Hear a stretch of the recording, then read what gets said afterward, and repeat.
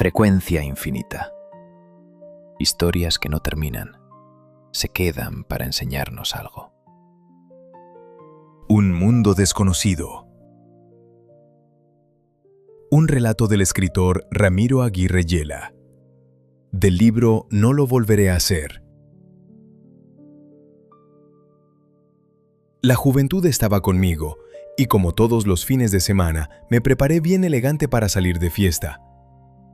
Había quedado con los mismos amigos de siempre, en el mismo lugar y a la misma hora. Me sorprendí cuando llegué porque ya todos estaban en la caseta La Frontera. A esa hora se escuchaban incoherentes charlas acompañadas de risas en medio de una tras otra canción de parranda. Afuera, un par de chicas discutían por un joven que estaba tímidamente recostado en la pared. ¿Esos son enredos de faldas?, solía decir mi abuela, cuando se formaban pleitos en las tardes de los domingos allá por la cuadra del barrio Bello Horizonte. Al poco tiempo, todo volvió a la calma y solo entraban y salían más y más personas quienes obstruían la entrada y salida de la discoteca.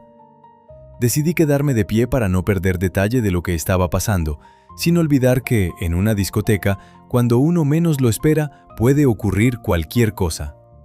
Enseguida por todos lados se formaron incoherentes corrillos y así escuchándolo todo desequilibradamente la pasé todo el tiempo. Fue por ese motivo que me dediqué a servir las copas de mis compañeros. A pesar de que estábamos al aire libre, esa noche hacía calor. No comprendía a ciencia cierta lo que me pasaba. La verdad, me sentía indispuesto. Algo raro en mí, porque siempre me he destacado por ser una persona alegre. Nunca me había sentido de esta manera, como si un poder desconocido me quisiera prevenir de algún peligro. El tiempo fue transcurriendo y yo continuaba con el mismo estado de aburrimiento. No tenía ánimo para nada. Me invitaban mis amigas a bailar y yo les decía que más tarde. Eso a ellas se les hizo extraño, porque jamás les había dejado plantadas. Incoherentes voces, ruidos y chillidos de puertas y bancas se escuchaban muy desatinados. De pronto, me dieron unas inmensas ganas de no estar en ese lugar, como si de repente fuera a pasar algo malo, y no me fui por el respeto a mis amigos. En eso llegó Luis cuando era bien entrada la noche. Era el último que faltaba para unirse al grupo. Lucía unos jeans azul oscuro y una chaqueta impermeable color crema. Bajo el ala de su gorra estaban escondidos sus grandes ojos juguetones color miel y cejas pobladas. Llegó alardeando en su motocicleta que le habían entregado ayer a mediodía del día. Luis, sin bajarse de la motocicleta, me miró. Enseguida me silbó y después escuché claramente que dijo: «Ramiro, ¿me acompañas a la feria de Guararé?». Como me llamó a gritos, le escuché perfectamente, por eso le respondí con la cabeza que sí. Cuando estaba saliendo de la caseta, se levantó Carmen, una de nuestras amigas que se hallaba sentada a un lado de mí, y se fue conmigo hacia donde estaba Luis. Llegamos juntos donde estaba Luis. «¿Nos vamos ya, Luis?», le dije con mi cara bastante alegre, porque la verdad ya no quería estar más en la frontera. Y enseguida Luis me respondió: «No, viejo Rami, no me refería a ti. Es con Carmen que voy a Guararé, ¿verdad, Carmen?». Carmen asintió con la cabeza mientras él le sonreía. Te cuento, querido lector, que estoy más que seguro que fue a mí a quien Luis invitó, porque incluso claramente le escuché gritar mi nombre. Sin más, Carmen subió a la moto y antes de ponerse en marcha, Luis me dijo: «Vete a dormir, que ya es tarde. Mañana domingo subimos los dos a la feria, ¿de acuerdo, Rami?». «No pasa nada, compadre», dije por decir algo. No obstante, mis amigos que estaban en la mesa no perdieron detalle. Fue por ese motivo que empezaron todos a burlarse de mí. Entonces decidí irme a casa caminando, si bien mi casa queda a unos 5 kilómetros, y me fui por el conocido camino meditando sobre todo lo ocurrido. Al poco tiempo, todo lo ocurrido se me había olvidado. Pues bien, tenía que pasar por el centro del parque principal, donde a su alrededor hay varias discotecas. Tuve ganas de echar una ojeada a una de ellas para ver cómo estaba el ambiente, pero al fin no lo hice, porque me topé con otros amigos que siempre pasan los fines de semana en el parque tomándose unos tragos y contando chistes. Me di cuenta de que el ambiente estaba bastante entretenido. Incliné formalmente la cabeza para saludarles, Y fue así que ahí me quedé participando de sus bromas y de sus buenos y malos chistes. De todos modos, ese es y ha sido siempre el comportamiento de los jóvenes del pueblo. En ese sitio el tiempo se fue volando, tanto así que uno tras otro que estaban ya cansados de tanto trasnocho se iban marchando.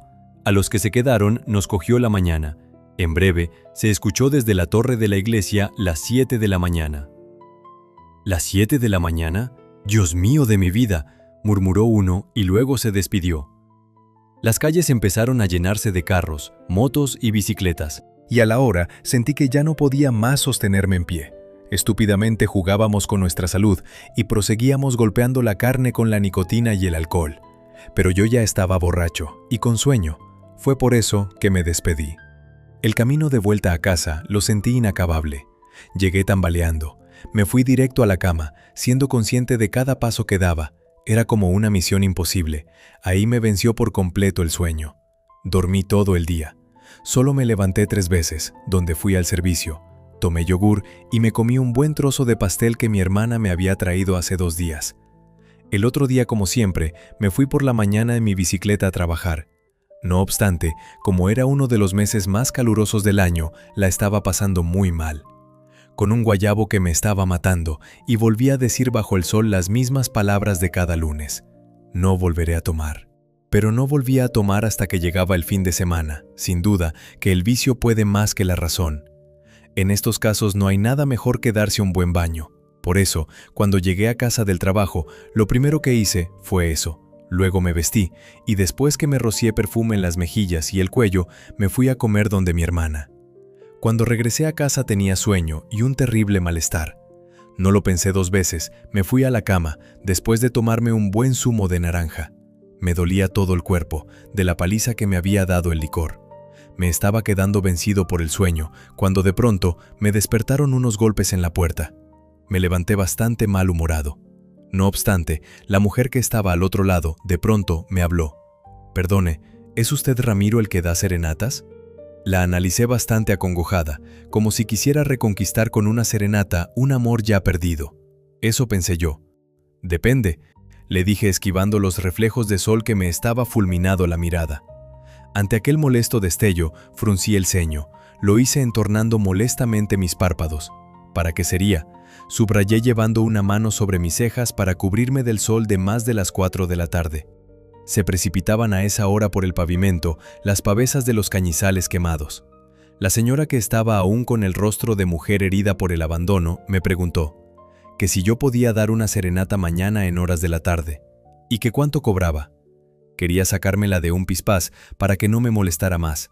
Fue entonces que le dije que yo cobraba 300,000 pesos por 6 canciones. Lo normal que yo cobraba por una serenata eran 100,000 pesos. Ante aquello, ella me respondió que le parecía bien y que la serenata era para su sobrino, que lo enterraban mañana por la tarde. Me quedé tieso, porque la verdad, nunca en mi vida le había cantado a un muerto. Quería decirle que no podía. ¿Pero cómo? Si ya le había dicho el precio. Mi madre me dejó bien claro antes de morir, que el hombre vale por la palabra. Fue entonces que le pregunté, ¿dónde vivía el difunto? Ella me respondió que en la calle Sexta con Octava. «Ah, eso queda en toda la esquina del bar La Ciruela Madura», le recalqué. «Sí, justamente enfrente», me respondió ella. Me estaba animando cada vez más. «Por cierto», dije, «por ahí vive un amigo mío que se llama Luis Quintana». La señora, bajita, blanquita y gordita, rompió en llanto cuando me había escuchado pronunciar el nombre de mi amigo. Con mis palabras había avivado el infortunio de su desgracia. Enseguida, estando sumida en el dolor y la infelicidad, seguía la pobre mujer aún con las manos empuñadas en la boca. Estando ya un poco desahogada, me respondió con voz entrecortada. Para él, se secó las lágrimas, es la serenata. Luis es mi sobrino, y su maldita moto lo arrastró a la tumba el sábado a amanecer domingo. Exageré la mirada al escucharla y tragué grueso, cuando bajaba de las fiestas de Guararé. En ese momento me llegó un espantoso frío que, en cuestión de minutos, recorrió mi cuerpo de pie a cabeza, y vi pasar en pocos segundos toda mi vida por delante. No podía creer cómo mi Dios Jehová me había prevenido, pero era cierto. El transporte nuevo de Luis me quería llevar hacia un mundo desconocido.